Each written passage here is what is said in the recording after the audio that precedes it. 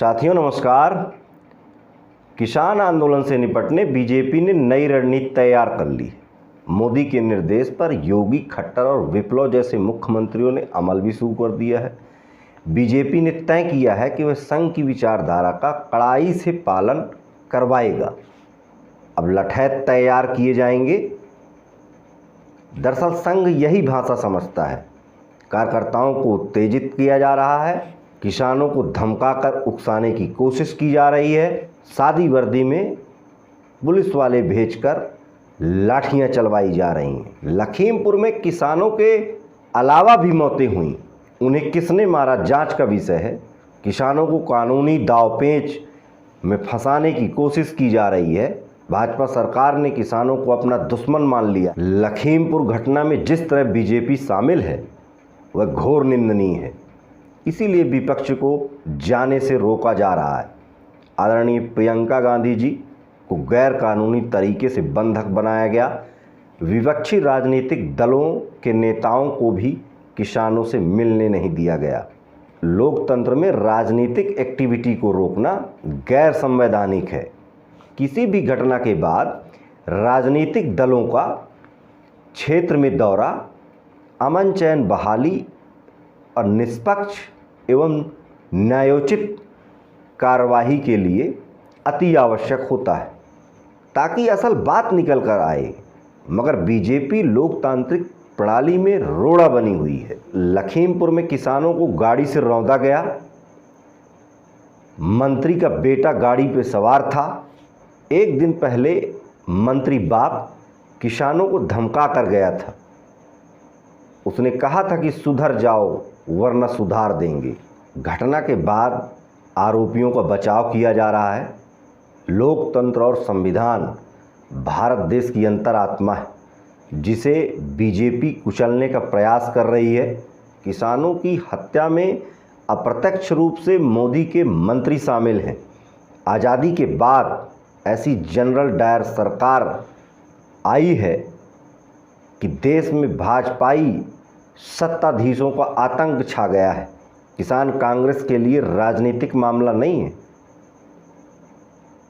अन्नदाता देश का मुद्दा है। कांग्रेस किसानों के साथ खड़ी है, हत्यारोपी आज़ाद है और पीड़ितों के प्रति संवेदनशील। आदरणीय प्रियंका गांधी जी को अवैध हिरासत में रखा गया। संवैधानिक पद पर बैठा व्यक्ति लोगों को हिंसा के लिए उकसा रहा है। संघीय संविधान की शपथ को भूल गए हैं। देश के क्रिमिनल जस्टिस सिस्टम की धज्जियां उड़ाई जा रही हैं। किसानों के खिलाफ कड़े कानून इस्तेमाल किए जा रहे हैं और बीजेपी नेता खुद फर्जी पथ प्रदर्शक बने हुए हैं। खट्टर का बयान आपराधिक मामला है। इसके पहले भी बीजेपी नेता किसानों के खिलाफ जहर उगलते रहे हैं। कभी शीर्ष नेतृत्व ने निंदा करना भी उचित नहीं समझा। कार्यवाही तो कोसों दूर की बात है। विगत 7 सालों में चुनाव युद्ध की तरह लड़े जा रहे हैं। प्रशासनिक अमले का दुरुपयोग किया जा रहा है। बीजेपी में नमूनों की कमी नहीं है। कोविड महामारी के खिलाफ देश के स्वास्थ्य मंत्री और प्रधानमंत्री के बयानों को आप सुनिए। वे अभी भी ये बताने की कोशिश कर रहे हैं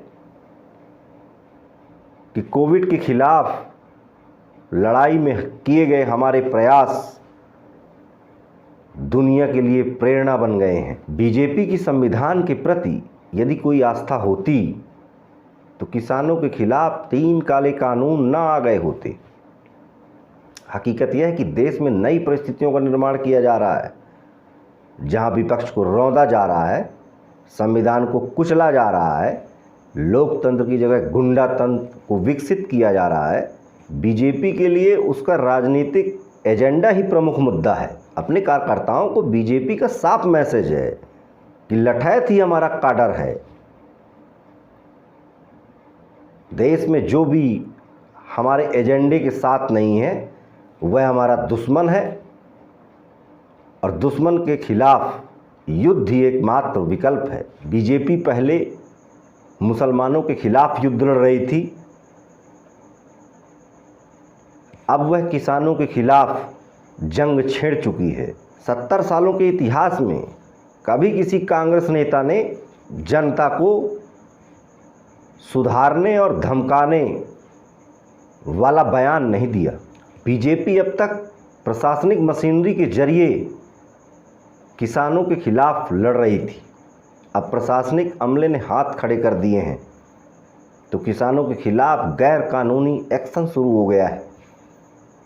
लोगों को दहशत में रखना, धमकाना, ये संघ की विचारधारा है।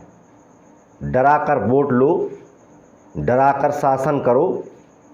बीजेपी के एक्शन से साफ जाहिर है कि देश के भीतर संघ किसानों के खिलाफ तेजी से सक्रिय हुआ है। आदरणीय राहुल गांधी जी ने किसानों को पहले ही सजग कर दिया था। अब पूंजीपति हड़बड़ाहट में है। किसानों के दृढ़ संकल्प से विदेशी ताकतों के माथे पर बल पड़ा है। वो भारत को काबू करने की जल्दी में है और मोदी सरकार पूंजीपतियों के हाथों में देश को सौंपने के लिए आतुर है। दरअसल सत्ता पर पूंजी का दबाव पड़ा है।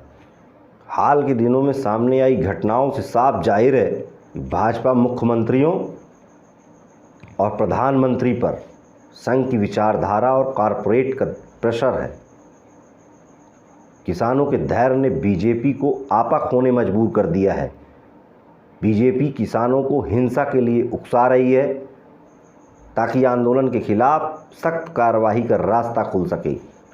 बीजेपी विवेकहीन नमूनों को ही प्रमुख पदों पर बैठाती है ताकि इशारा मिलते ही तत्काल एक्शन हो। खट्टर इसका उदाहरण है। देश की सत्ता पर संघ का कब्जा हो चुका है, लोकतंत्र बचा ही नहीं है। लोकतंत्र में लोकप्रियता महत्वपूर्ण है। बीजेपी की लोकप्रियता का ग्राफ तेजी से गिरा है और किसानों के अंदर जागरूकता बढ़ी है। अंततः बीजेपी तीनों काले कानून वापस लेने के लिए बाध्य होगी। देश में घमासान चल रहा है। भाजपा नेता और पुलिस की जाति से जनता परेशान है। नागरिक अधिकार छीने जा रहे हैं। आम आदमी अमन चैन के साथ जीवन बसर करना चाहता है। जनता अशांति की राजनीति करने वाली ताकतों पर लगाम लगाने का मन बना चुकी है। कांग्रेस भाजपा सरकार की बर्बरता के शिकार हुए किसानों के परिजनों के लिए मुआवजे की मांग करती है।